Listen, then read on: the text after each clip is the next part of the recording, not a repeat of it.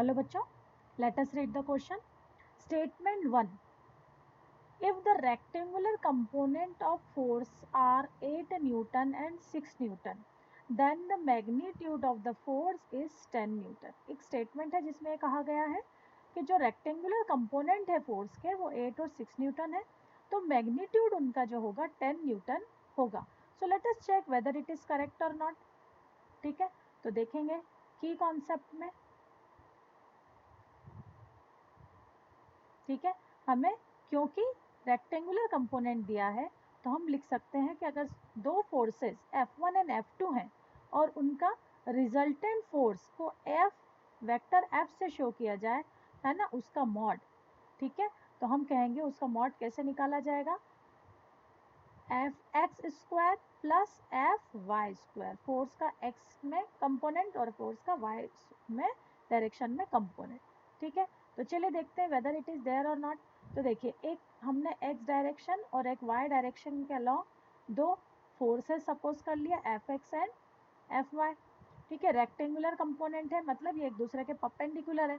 ठीक है, तो इनका जो रिजल्टेंट डेवलप होगा वो होगा इस डायरेक्शन में, इसके डायगोनल के अलावा. ठीक है, तो यहाँ हमें F रिजल्टेंट मिलेगा जिसकी वैल्यू हम फाइंड कर सकते हैं. Mod of Fr is equals to root of Fx square is 6 square and 8 square, है ना. एक कंपोनेंट हमें 6 दिया है, एक कंपोनेंट हमें 8 दिया है, तो 6 स्क्वायर एंड 8 स्क्वायर.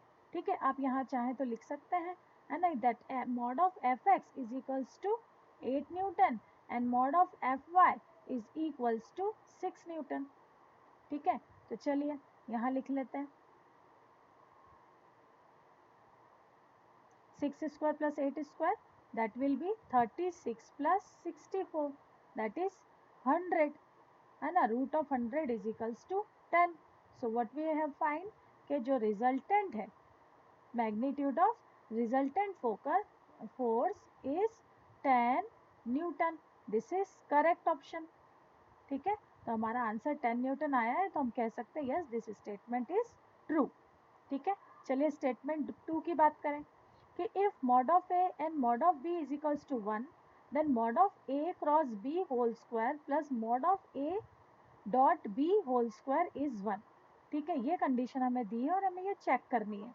तो सबसे पहले हमें पता होना चाहिए कि ए क्रॉस बी क्या होता है और ए डॉट बी क्या होता है. Means dot product of vector and cross product of vector. तो हम इसे की कॉन्सेप्ट में लिख लेते हैं that A cross B is equals to mod of A mod of B. ठीक है, वेक्टर का mod of A into mod of B sine theta. ठीक है, mod of A mod of B sine theta. Whereas A dot B, दो vector का जो dot product होता है उसे लिखते हैं mod of A into mod of B into cos theta. ठीक है, तो चलिए क्वेश्चन पहले हम लिख लेते हैं फॉर स्टेटमेंट 2. सेकेंड पार्ट हम सॉल्व कर रहे हैं. Given mod of A is equal to mod of B is equals to 1, यह हमें गिवन है. तो चलिए हम स्टार्ट करते हैं. A cross B whole square plus mod of A dot B whole square, है ना. 1 है या नहीं चेक करना है, तो हम इसे हटा देते हैं कि let us find what is the value of this part. ठीक है, तो चलिए mod of A cross B, I will write mod of A into mod of B into sine theta, है ना, mod close whole square is there. Then mod of A into mod of B into cos theta, फिर इसका भी square. ठीक है, सब क्या है, वेक्टर हैं. तो मॉड ऑफ ए और मॉड ऑफ बी की वैल्यू अगर हम 1 ले लें तो ये हो जाएगा हमारा साइन, ठीक है, square theta mod plus cos square theta mod is equals to, so sine square theta plus cos square theta identity apply हो जाएगी, तो वैल्यू क्या आ जाएगी 1. करेक्ट, तो हमने देखा कि यस इसका वैल्यू भी जो 1 आ रहा है वो करेक्ट है. This statement is also correct.